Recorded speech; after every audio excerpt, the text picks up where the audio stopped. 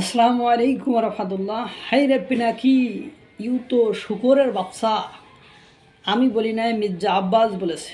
মির্জা আব্বাস সাহেবকে আপনারা সকলে সংস্কারের নাম করে উনি কি একটা বলছিলেন, এইবার সেটারে মিস ইন্টারপ্রিয়েট করে মানে অপব্যাখ্যা দিয়ে মির্জা আব্বাসকে পিনাকি, ইলিয়াস সহ আরও কয়েকজন মানে এখানে গালিগালাজ করেছিল।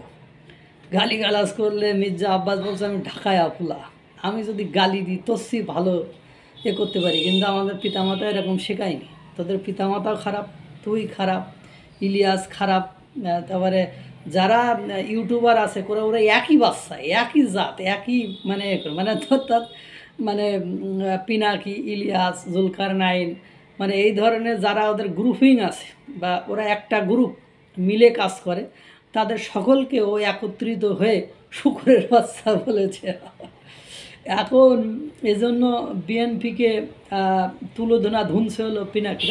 পিনাকির সময় আছে, পিনাকির এক সময় ছিল 7ই ফেব্রুয়ারির পরে পিনাকি ভ্যালুলেস, পিনাকির কোনো দাম নেই, ওরে কোনো মূল্যায়ন নেই। 7ই ফেব্রুয়ারির পরে পিনাকির আর কোনো কিছু বাংলাদেশে এক্সিকিউট হয়নি, আর ভবিষ্যতেও হবে না।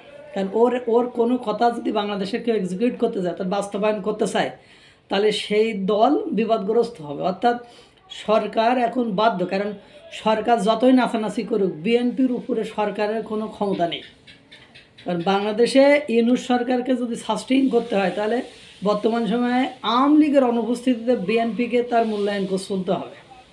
এখন পিনাকি যে তোর এমন লোক, তুই যত বিএনপির তুলোধনা ধরবি তত মনে কর তোর যে মূল্যায়নটা ছিল তোর গ্রুপের লোকের, ওই গ্রুপের লোকেরা তোর কথা আস্তে আস্তে দেখ 7ই ফেব্রুয়ারির পরে তোর কোনো কথা আর বাস্তবায়ন হয়নি। অর্থাৎ তুই, ইলিয়াস, জুলকারনাইন এদের মানে কোর্স কমপ্লিট, এদের আর খাওয়ার বা দেখার সময় আর নেই। আল্লাহ তাআলা সকলকে ভালো রাখুক, সুস্থ রাখুক। আসসালামু আলাইকুম ওয়া রাহমাতুল্লাহ।